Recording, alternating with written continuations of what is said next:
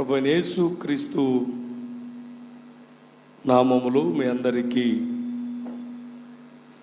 ఈ పరిశుద్ధ దిన శుభాలు.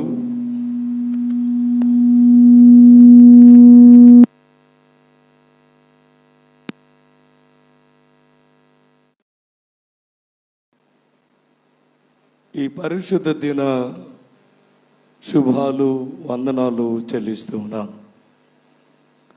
ప్రియులారా, ఈస్టర్ తరువాతి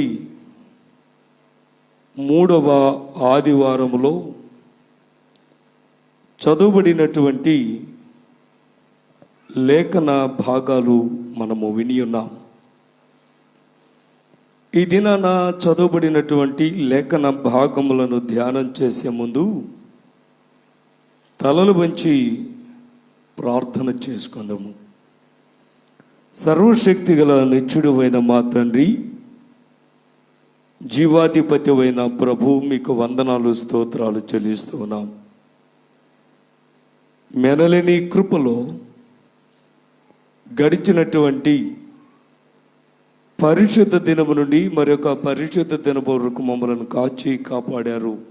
మీకు వందనాలు ప్రభువా. ఈ పరిశుద్ధ దినములో మీ లేఖన భాగము ధ్యానం చేయనై ఉండగా వినగలిగిన చెవులను, గ్రహించగలిగిన మనస్సును మాకు అనుగ్రహించి, నా నోటి మాటలు, మా అందరి హృదయ ధ్యానములు మీ దృష్టికి అంగీకారంగా చేసి మహిమ పొందమని యేసు నామములో వేడుకొని ప్రార్థన చేస్తున్నాం తండ్రి, ఆమేన్. ప్రియమైనటువంటి దేవుని బిడలారా, ఈ దినాన చదువుబడినటువంటి లేఖన భాగములను ధ్యానించేటువంటి ముందు గడిచినటువంటి పరిశుద్ధ దిన లేఖన భాగమును మనము గమనించినటువంటి వారమైతే, యేసుక్రీస్తు ప్రభువారు సెలవిచ్చిన మాట, నా ద్వారానే తప్ప, నా ద్వారానే రక్షణ అనేటువంటి అంశమును మనము ధ్యానం చేశాం. దేవుని ద్వారా రక్షణ మనము అనుభవించాలి అంటే వ్యర్థమైనటువంటి వాటిని విడిచిపెట్టాలి, దేవునితో మనము నడవాలి, బాధ్యత కలిగి మన విశ్వాస జీవితాన్ని మనము జీవించాలి అని గడిచినటువంటి పరిశుద్ధ దినములో దేవుని వాక్య భాగాన్ని మనము ధ్యానం చేశాం. ఈ దినాన చదవబడినటువంటి ఈ లేఖన భాగాలు మనందరికీ కూడా చాలా చిరపరిచితమైనటువంటి లేఖన భాగాలు, చాలా పర్యాయాలు విన్నటువంటి లేఖన భాగాలు. ఈ లేఖన భాగములలో యేసుక్రీస్తు ప్రభువారు తనను తాను ఎలాగూ పరిచయం చేసుకోవడానికి కారణమేంటో ఈ దినాన చదవబడినటువంటి లేఖన భాగములో మనకు తెలియచేయబడతా ఉంది. ప్రియులారా, 15వ అధ్యాయము, యోహాను సువార్త 15వ అధ్యాయము 5వ వచనాన్ని ఒకసారి మనము గమనిద్దాం. ద్రాక్షవల్లిని నేను, తీగెలు మీరు. ఎవడు నాయందు నిలిచి ఉండునో, నేను ఎవని యందు నిలిచి ఉందునో వాడు బహుగా ఫలించును.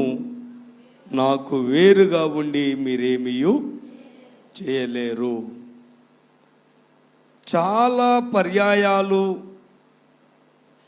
ఈ లేఖన భాగాన్ని మనం చదువుతూ ఉన్నాం.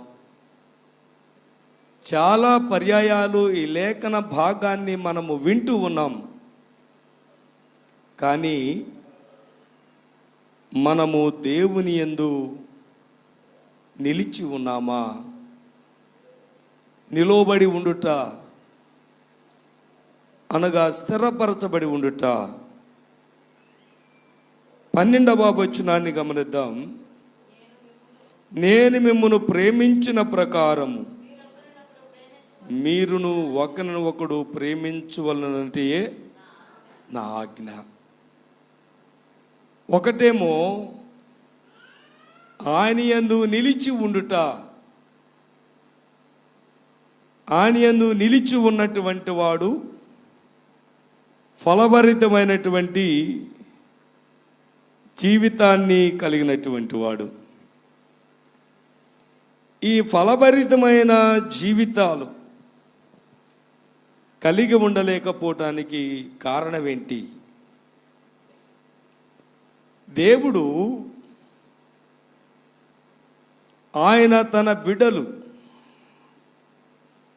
దేవుని చిత్తమును నెరవేర్చాలని, మానవుడు ఒక క్రమమైన జీవితములో జీవించాలని దేవుని యొక్క ప్రణాళికలో మానవునిని నిర్మించాడు.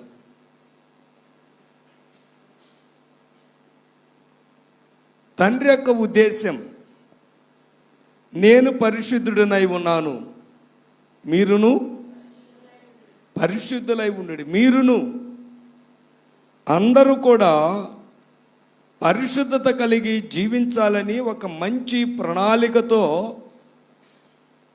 దేవుడు మానవునిని నిర్మాణం చేశాడు. కానీ మానవుడు దేవుని ఆజ్ఞను అనుసరించక,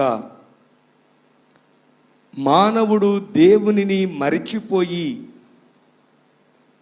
ఇహలోక సంబంధమైనటువంటి ఆశలకు బలహీనుడై, లేక లోక ఆశలతో నింపబడిన వాడై దేవుని చిత్తమును నెరవేర్చలేక ప్రయోజనకరమైన జీవితాన్ని జీవించలేక నిష్ప్రయోజనకరమైనటువంటి జీవితములో కొట్టుమిట్టాడుతూ జీవిస్తున్నటువంటి మానవుని జీవితం దేవుడు ఏమి ఆశించాడో దానిని మానవుడు కోల్పోయాడు. ఆయన చెప్పింది ఏమిటి? ఇదిగో తోటలో ఉన్న సమస్తము మీరు భుజించండి, మీరు దేశాన్ని నిండించండి, అభివృద్ధి చెందండి, విస్తరించండి అని దేవుడు మానవునికి ఒక ప్రణాళికను ఏర్పాటు చేస్తే,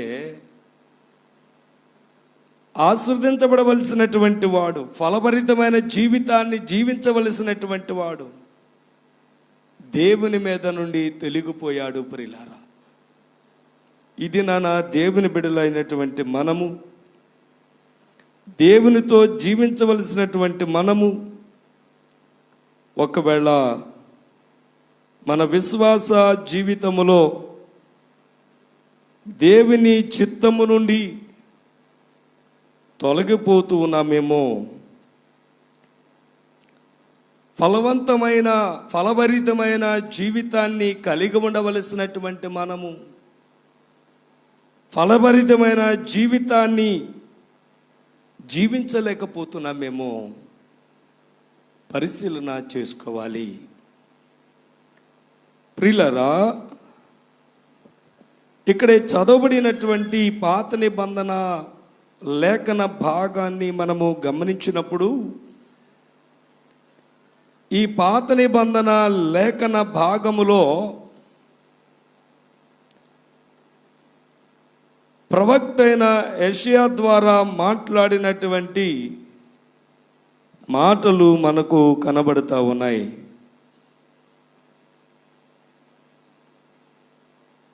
యెషయా ద్వారా మాట్లాడినటువంటి మాటలు ఆ మాటలు మనము గమనించినటువంటి వారమైతే, ఆ మాటలను గురించి మనము గమనించినటువంటి వారమైతే, ఇక్కడ ఒక ద్రాక్ష తోట ఉపమానాన్ని గురించి జ్ఞాపకం చేస్తూ ఉన్నాడు.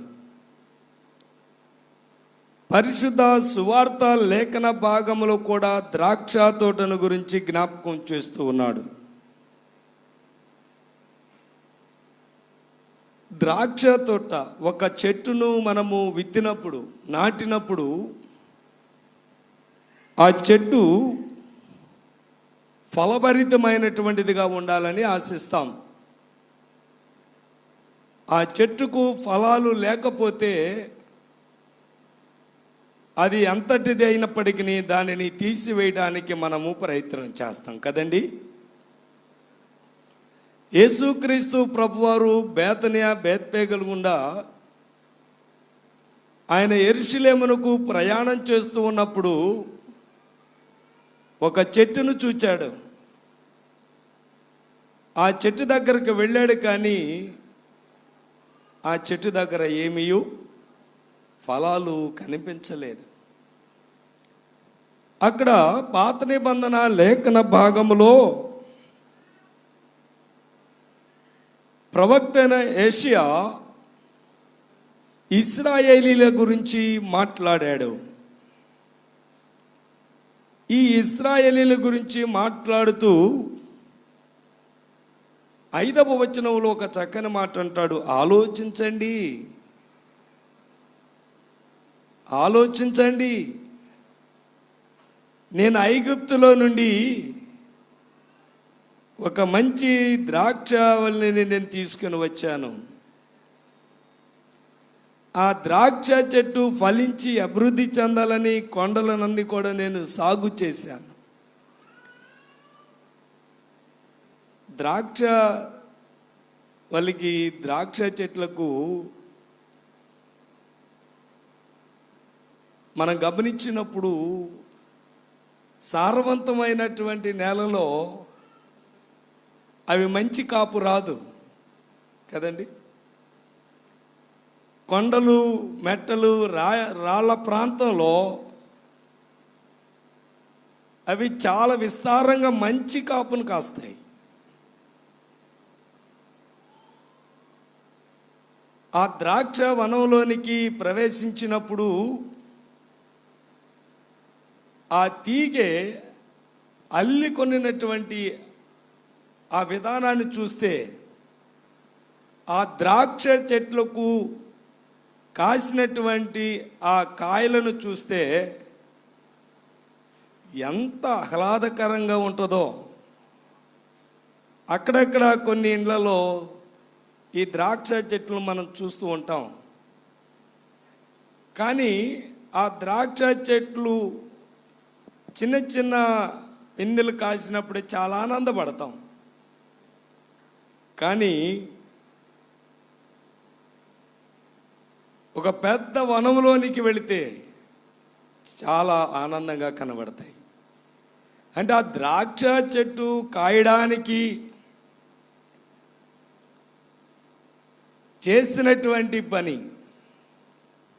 ఐగుప్తులో నుండి నేను ఒక ద్రాక్ష చెట్టుని తీసుకుని వచ్చి తిని, శ్రేష్టమైన దానిని తీసుకుని వచ్చి తిని.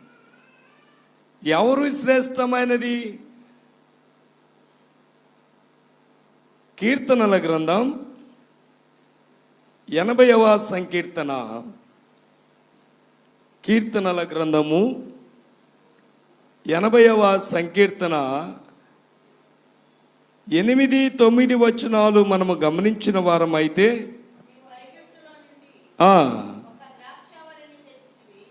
నీవు ఐగుప్తులో నుండి ఒక ద్రాక్షావళి తెచ్చితివి,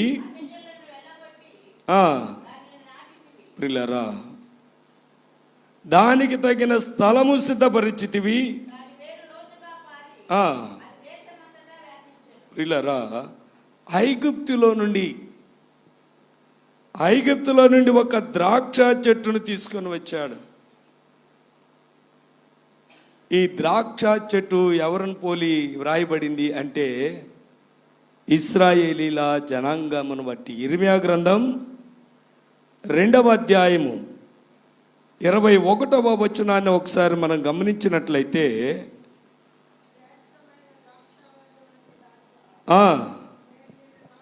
నేను నిన్ను నాటి తిని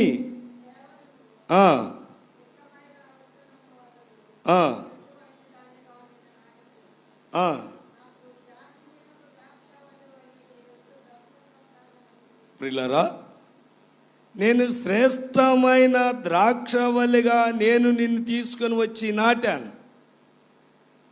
ఇశ్రాయేలీలు ఐగుప్తులో ఉన్నప్పుడు వారి ప్రార్థన విజ్ఞాపనలు అంగీకరించినటువంటి ప్రభు, ఆయన ఇశ్రాయేలీలను ఐగుప్తులో నుండి తీసుకొని వచ్చి శ్రేష్టమైనటువంటి దేశాన్ని నేను మీకు ఇస్తానని చెప్పినటువంటి ప్రభు, ఆ శ్రేష్టమైనటువంటి దానిని వారికి అనుగ్రహించితే మీరెందుకు పనికిరాని ద్రాక్షగా మీరు ఉన్నారు? శ్రేష్టమైనటువంటి దానిగా జీవించవలసినటువంటి ఇశ్రాయేలీలు వారు దేవుని చిత్తమును నెరవేర్చక, దేవునికి లోబడక, దేవుని మాటను అంగీకరించక వారందరూ కూడా పనికిరాని కారు ద్రాక్షాల వలె కావడానికి గల కారణం ఏమిటంటే, ఆ ద్రాక్ష తీగె, ద్రాక్ష చెట్టు అనగా ఇశ్రాయేలీలు దేవుని యందు నమ్మికను కోల్పోయారు. అయితే తండ్రైన దేవుడు అంటున్నాడు, ఇప్పటికైనా మీరు ఆలోచించండి.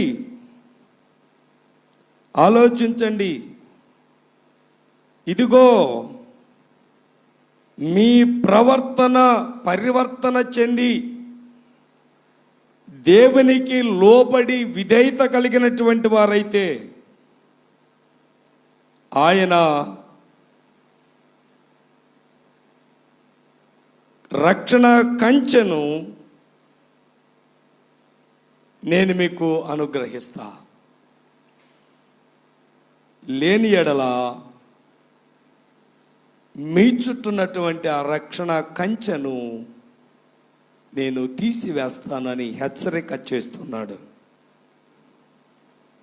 ప్రియమైనటువంటి దేవుని బిడ్డలారా, అప్పుడు మీకు వర్షం రాదు, అప్పుడు మీ మధ్య గచ్చ పొదలు, బలురక్కసి చెట్లును బలిసి ఉండును.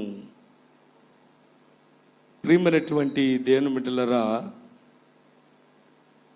ఈరోజు ఒక్కసారి మనం ఆలోచన చేయాలి.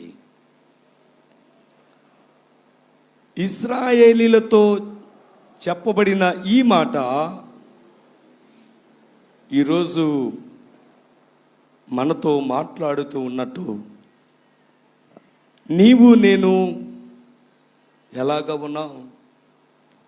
ఆయన మనలను అనేక పర్యాయాలు జ్ఞాపకం చేసుకుంటున్నాడు. ఆయన మనలను అనేక పర్యాయాలు జ్ఞాపకం చేసుకుంటున్నాడు. మన పట్ల అనేక కార్యాలు, అనేకమైన విపత్తులు. నిన్న బహుశా శుక్రవారం అయిండి వచ్చాము. హైదరాబాద్ ఆ ప్రాంతంలో, తెలంగాణ రాష్ట్రంలో ఒక డాక్టర్ గారు 2 కాన్పులు చేశారు. కొంచెం అలసటగా ఉందని రెస్ట్ రూమ్లోకి వెళ్ళారు. విశ్రాంతి తీసుకుంటూనే చనిపోయారు. ఆమె పీజీ చేస్తూ ఉంది. వాళ్ళు చెప్తా ఉన్నారు అక్కడ వాళ్ళు, ఇప్పుడే రండి 2 కాన్పులు చేశారు, కొంచెం అలసటగా ఉందని చెప్పి రెస్ట్ తీసుకున్నారు. కూర్చున్నామే కూర్చున్నట్టే చనిపోయింది అని. ప్రియులారా, కొన్ని లక్షల మంది చనిపోయారు గడిచిన 2 సంవత్సరాల్లో. అనేక మంది ఈ లోక యాత్ర ముగించారు. దేవుడు నిన్ను నన్ను సజీవుల లెక్కలో లెక్కించాడు. ఇంకనూ సాకులు చెప్పేవారముగా ఉన్నామా? అయ్యా, నేనైతే తప్పిదం చేసేవాడిని కాదు, నీవిచ్చిన హవ్వ తప్పిదం చేసింది. ఇంకా ఇటువంటి సాకులు చెప్పేవారముగా ఉన్నారా? ఐగుప్తులో మొరపెట్టారు. మీరు నిర్గమాకాండాన్ని కనుక చదవగలిగితే, వారు మొరపెట్టినప్పుడు నేను విన్నాను, వారి విజ్ఞాపన ఆలకించాను. పిల్లరా, దేవుడు సకలము మనకు కలుగు చేస్తే దేవాలయానికి వచ్చేటప్పటికి, దేవుని వద్దకు వచ్చేటప్పటికి మనము ఏదో ఒక కారణాన్ని చెప్తూ ఉంటాం. ప్రియులారా, ఇది మానవ నైజం. ఇశ్రాయేలీలు కూడా పాడైపోవటానికి గల కారణము,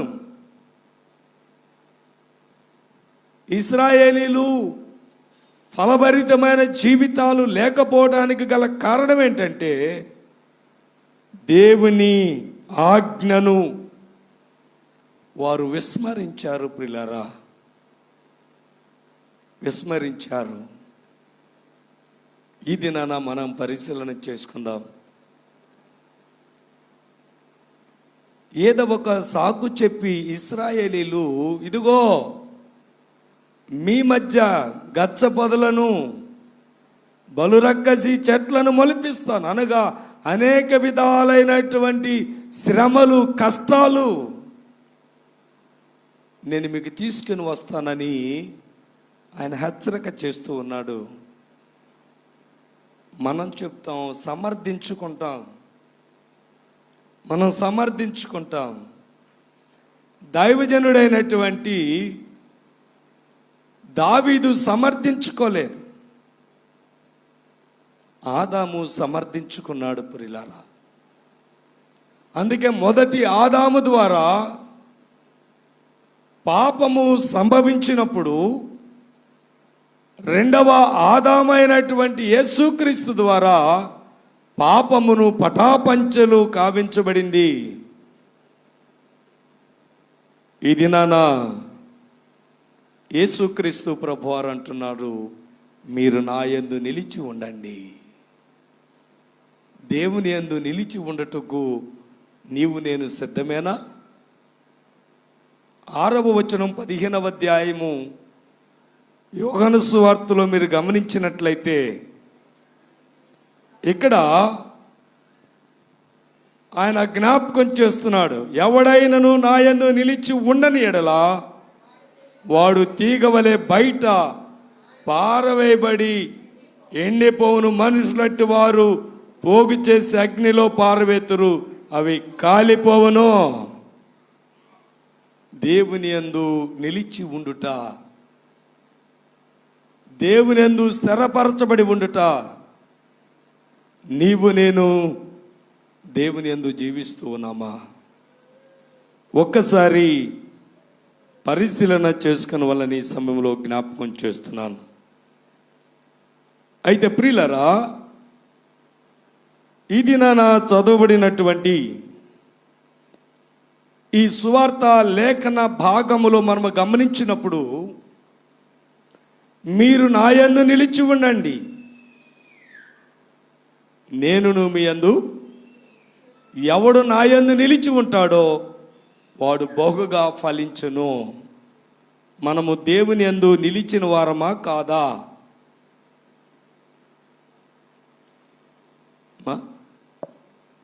మనము దేవుని యందు నిలిచిన వారమా కాదా?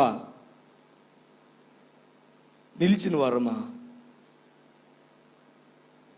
మనం దేవుని యందు నిలిచి ఉన్నామా?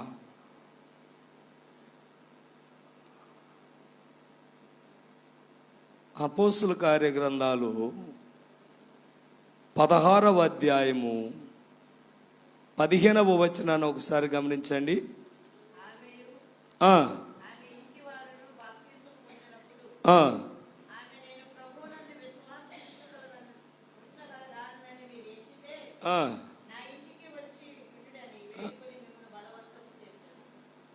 ఎవరమ్మా ఇవే? లూదియా పౌలు వార్త మాట్లాడుతుంది. నేను విశ్వాసము కలిగినదానని మీరు ఎంచితే మీరు నా ఇంటికి ప్రియులరా. ఇక్కడ ప్రభు సంఘమును అడుగుతున్నాడు, నేను విశ్వాస కలిగిన వాడినని మీరు ఎంచితే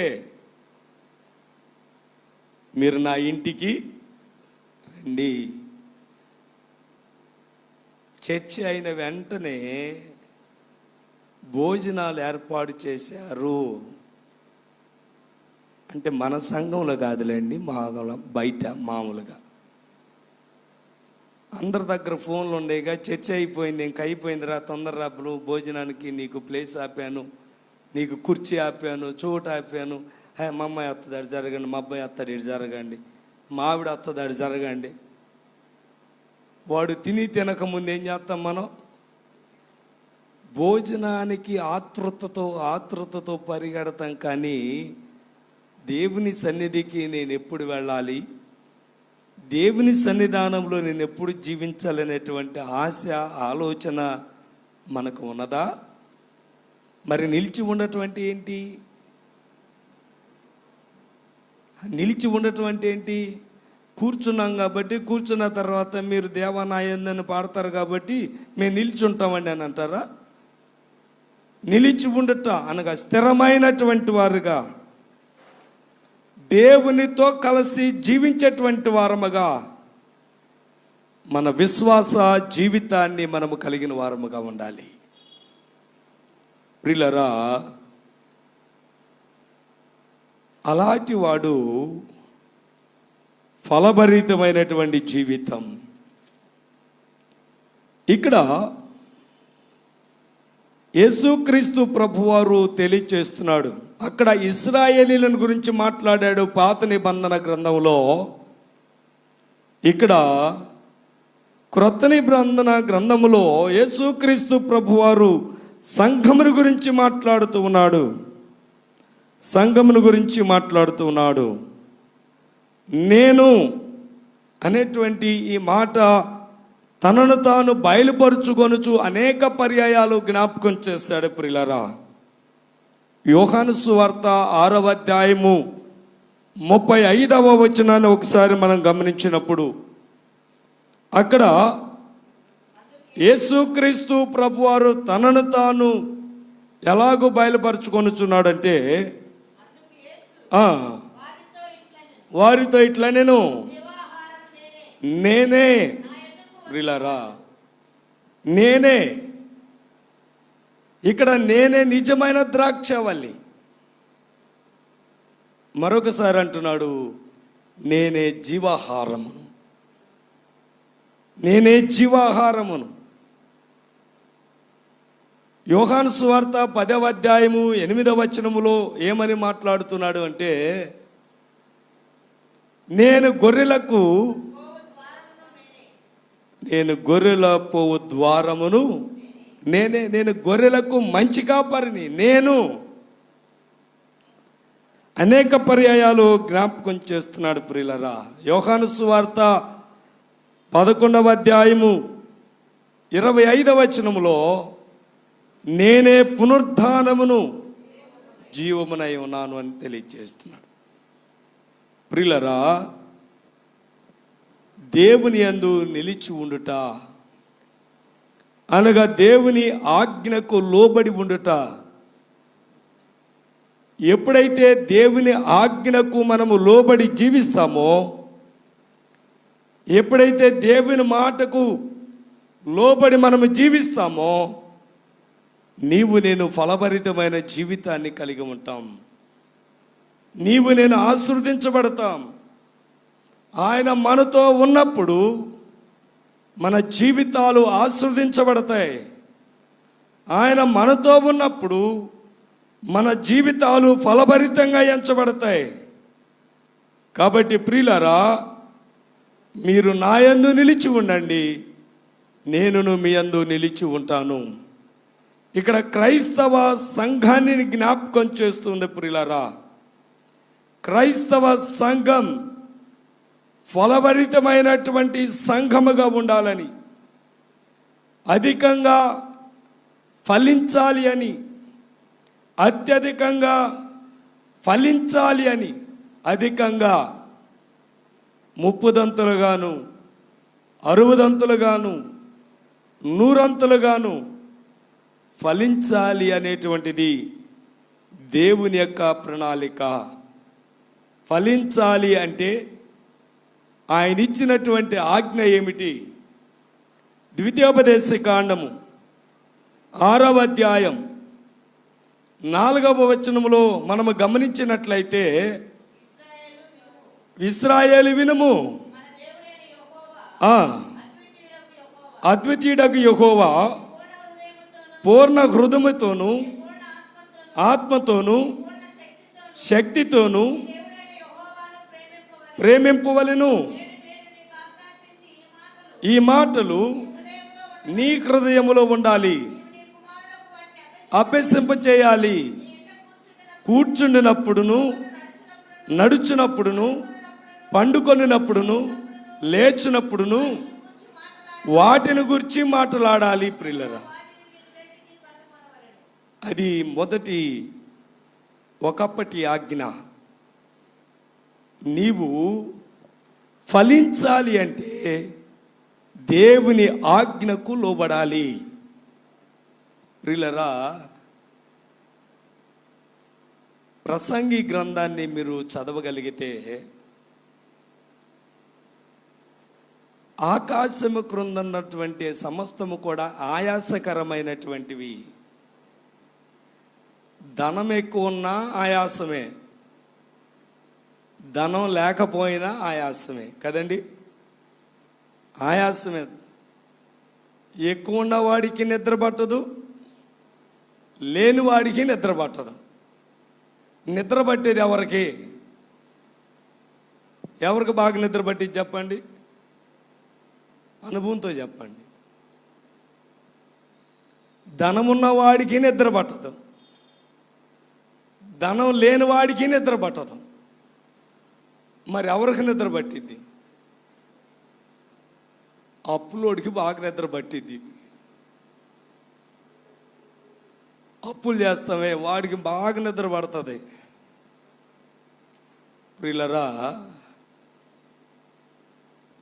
ఈ దినాన మనం పరిశీలన చేసుకోవాలి.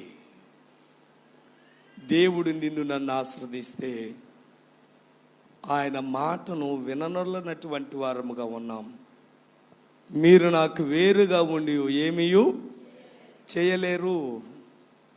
తీగే ద్రాక్షవల్లిలో నిలిచి ఉంటేనా కానీ తనంతట తాను ఎలాగూ ఫలింపదో, అలాగుననే మీరును నాతో ఉంటేనే కానీ మీరును ఫలింపరు. ఫలభరితమైన జీవితం దేవునితో లేకపోతే 127వ సంకీర్తన 2వ వచనాన్ని మీరు గమనించినప్పుడు ఇక్కడ చెప్పబడినటువంటి మాట,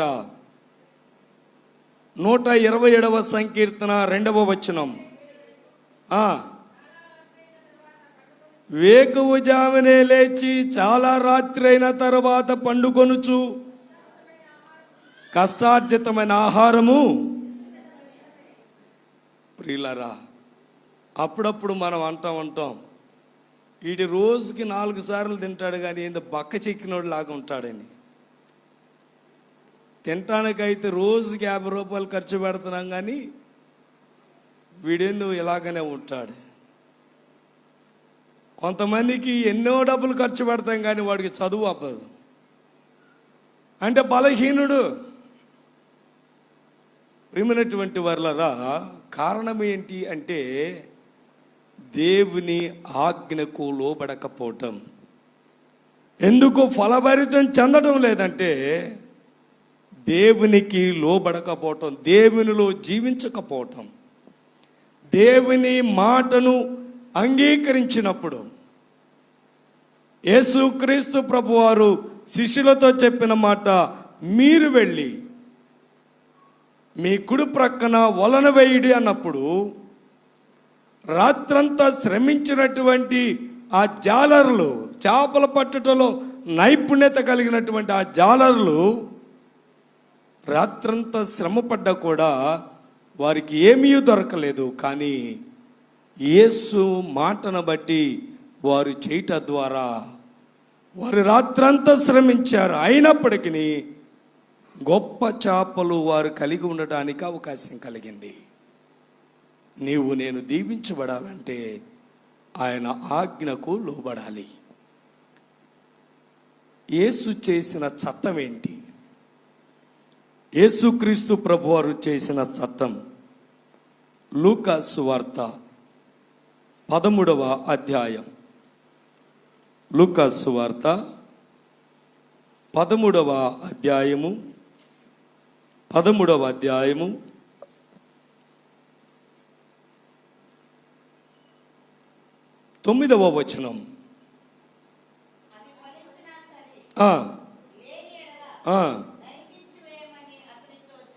ఏంటంటండి, ఆయన ఏం చట్టం చేశాడు? ప్రియులరా, అంజురుపు చెట్టును గురించి, ద్రాక్ష తోటలో నాటబడిన అంజురుపు చెట్టును గురించి ఒక ఉపమానాన్ని చెప్పాడు ఆయన. ఆ తోటమాలి అంటున్నాడయ్యా, ఈ సంవత్సరము కూడా ఉండనేమో, ఫలించినా సరే లేని ఎడలా నరికించి వేయమని అతనితో ఫలించినా సరే. ఎందుకు ఫలించటం లేదంటే దేవుని మాటకు లోబడటం లేదు. ఆయన ప్రేమయందు నిలకడ కలిగి ఉండండి, స్థిరపరచబడండి. ఆయన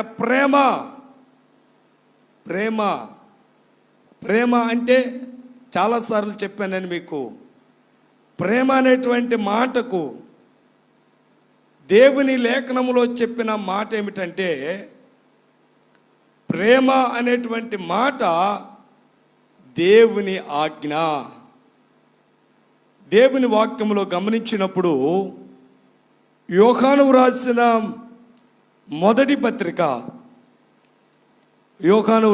మొదటి పత్రికలో మీరు ఒకసారి గమనించినట్లయితే ఇక్కడ భక్తుడైనటువంటి యోహాను జ్ఞాపకం చేస్తున్నాడు. యోహాను రాసిన రెండవ పత్రిక 6వ వచనం. మనము ఆయన ఆజ్ఞల ప్రకారము నడుచుటే ప్రేమ.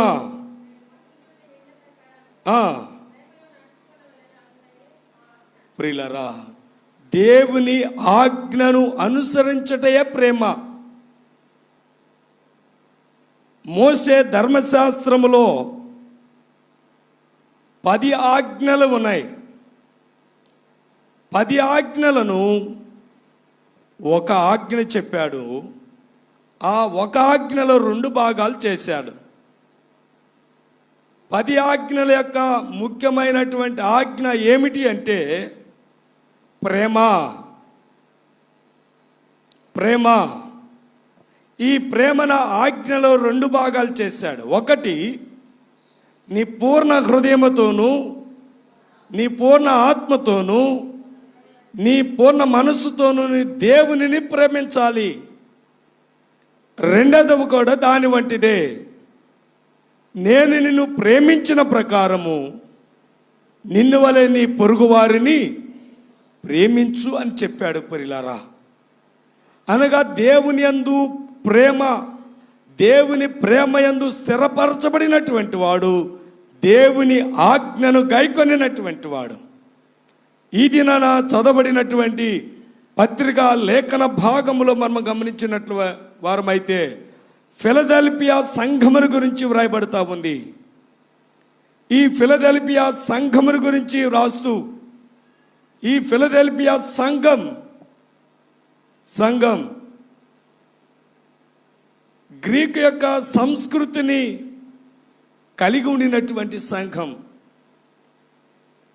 రెండవ అతలస్ అనేటువంటి రాజు ఏర్పాటు చేయబడినటువంటి ఈ పట్టణానికి ఫిలదెల్ఫియా అనేటువంటి మాటను నామకరణం చేశాడు. ఈ ఫిలదెల్ఫియా అనేటువంటి మాటకు సహోదర ప్రేమ, తన తమ్ముని పేరున నిర్మాణము చేయబడినటువంటి పట్టణం, ఈ పట్టణాన్ని గురించి ఆయన మాట్లాడుతూ ఉన్నాడు. తాళపు చెవి కలిగి పేతురుతో కూడా చెప్పాడు కదండి, నా తాళపు చెవులు నీకు ఇస్తున్నాను అని. తీవాడు ఏ వాడును లేకుండా సత్యస్వరూపియకు పరిశుద్ధుడు చెప్పు సంగతులేమనగా, పరిశుద్ధుడు పాపములను పరిహరించేటువంటి వాడు పరిశుద్ధుడు. నా పాపములను పరిహరించినటువంటి వాడు ప్రభు. అందుకని నేను పరిశుద్ధుడనై ఉన్నాను, మీరును పరిశుద్ధులై ఉండండి. పరిశుద్ధుడు పరిశుద్ధుడు పరిశుద్ధుడని గాన ప్రతిగానములు చేసినటువంటి వాడు. ఈ ఫిలదెల్ఫియా సంఘం దేవునితో ఉండినటువంటి సంఘం. గడిచిన ఆదివారం మనం జ్ఞాపకం చేసుకున్నాం. సార్దీసు సంఘానికి ఒక పేరు పెట్టాం. ఏంటండి, ఏం పేరు పెట్టాం? మృతమైన సంఘం, చనిపోయిన సంఘం. ప్రియులరా, ఈ ఫిలదెల్ఫియా సంఘం ఇదిగో 8వ వచనాన్ని మనం గమనిద్దాం. నీ క్రియలను నేను ఎరుగుదును, కొంచెమై ఉండెను, ఎరుగననలేదు. నా వాక్యమును గైకొని, నా వాక్యముని విని,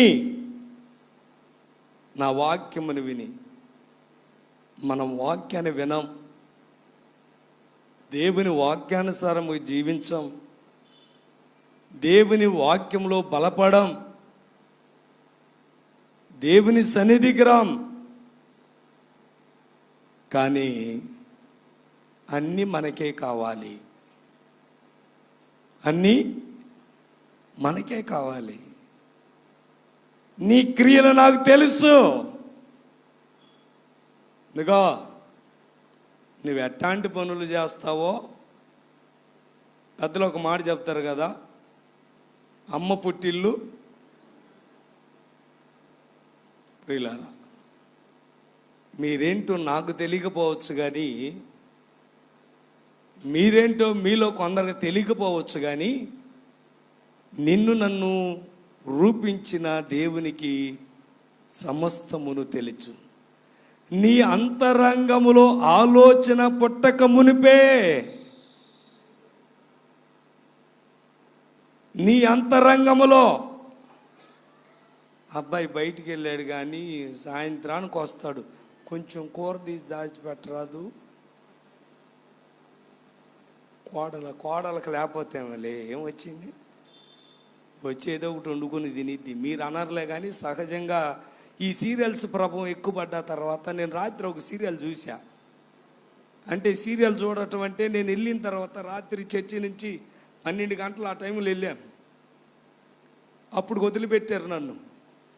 నేను వెళ్ళి వార్తలు చూద్దామని బాగా చిరాగ్గా ఉంది. వార్తలు ఎందుకు, ఏదన్నా జోక్స్ వస్తాయేమోనని జోక్స్ పెడతా ఉంటే మధ్యలో ఒక సీరియల్ అది ఒకటి వచ్చింది. ఆ సీరియల్ పేరు ఏదో మర్చిపోయాను, కానీ అమ్మ అంటది కొడుకుతో, నీ భార్య అన్ని నూరిపోసి నా దగ్గరకు పంపించిందంటరా అని చెప్తుంది. అబ్బో ఈ సీరియల్ చూసే కావాల గొప్పలనే ఈ సీరియల్ బాదిరిమ్మ గారు చూస్తే రేపు పొద్దున ఇంకొక రకంగా ఉంటుందేమోనని వెంటనే కట్టేసి మెదలకుండా పడుకున్నా నేను. ప్రియులారా, సీరియల్స్ ప్రభావం కుటుంబ వ్యవస్థను పాడు చేస్తుంది. చాలామంది ఈ స్మార్ట్ ఫోన్స్ వచ్చిన తర్వాత అదే ప్రకారం ఇక్కడ ఫిలదెల్ఫియా సంఘాన్ని గురించి మాట్లాడుతున్నాడు. ఈరోజు మన గురించి మాట్లాడుతున్నాడు. నీ క్రియలను నేను ఎరుగుదును, నీవు కొంచెమైన దానివైనను, నీకున్న శక్తి కొంచెమైనా, నీకున్న శక్తి కొంచెమైనా నీవు నా వాక్యమును గైకొనలేదు, నీవు నా వాక్యమును గైకొని మా నామమును ఎరుగుననలేదు. యూదుల కాకే తాము యూదులమని అబద్ధమాడు సాతాను సమాజపు వారిని రప్పించేదవు. భక్తకోటికి పేతురు రాసిన మొదటి పత్రిక 3వ అధ్యాయంలో పేతురు భక్తుడు అంటున్నాడు, వాక్యము లేకుండానే నీ పవిత్రమైన ప్రవర్తనను చూచి నీ భర్తలను రాబట్టవచ్చును. యూదులు కాకనే యూదులని చెప్పుకునేటువంటి వారిని నీవు నా దగ్గరకు నడిపించేదవు. కాబట్టి ప్రియమైనటువంటి దేవుని బిడ్డలారా, చివరికి ఒక మాట నేను మీకు జ్ఞాపకం చేస్తున్నాను. 10వ వచనం అంటున్నాడు, నీవు నా ఓర్పు విషయమై వాక్యమును గైకొంటివి గనుక భూనివాసులను శోధించుటకు లోకమంతటి మీదకి రాబోవు శోధన కాలములో నేను నిన్ను ప్రియులారా, నీవు నా ఓర్పు విషయమై వాక్యమును గైకంటివి. ఓర్పు, కొంతమంది వాక్యాన్ని వింటాం, వాక్యాన్ని చెప్తాం, కానీ ఓర్పు ఉండదు ప్రియులారా. దేవుని ఆలయంలో దేవుని వాక్యానికి ప్రాధాన్యత ఇవ్వాలి. దేవుని ఆలయంలో అలజడికి ప్రాధాన్యత ఇవ్వకూడదు. దేవుని వాక్యమునకు ప్రాధాన్యత ఇవ్వకుండా అలజడికి ప్రాధాన్యతనిస్తే పౌలు కొరింథీ సంఘానికి చెప్పాడు, ఎవడైనను దేవుని ఆలయమును పాడు చేసినడలా దేవుడు వానిని పాడు చేయను. కాబట్టి ప్రియులరా, మీరు నా యందు నిలిచి ఉంటే బహుగా ఫలిస్తారు. ఎలాంటి ఫలాలు? పరిశుద్ధత అనే ఫలం, ఆత్మ అనేటువంటి ఫలం, వెలుగు అనేటువంటి ఫలం. ప్రియులరా, ఆ ఫలభరితమైన జీవితం మనం కలిగి ఉండాలి. లేకపోతే మత్తయి సువార్త, చివరిగా మత్తయి సువార్త 3వ అధ్యాయము 10వ వచనం, మత్తయి సువార్త 3వ అధ్యాయము 10వ వచనం.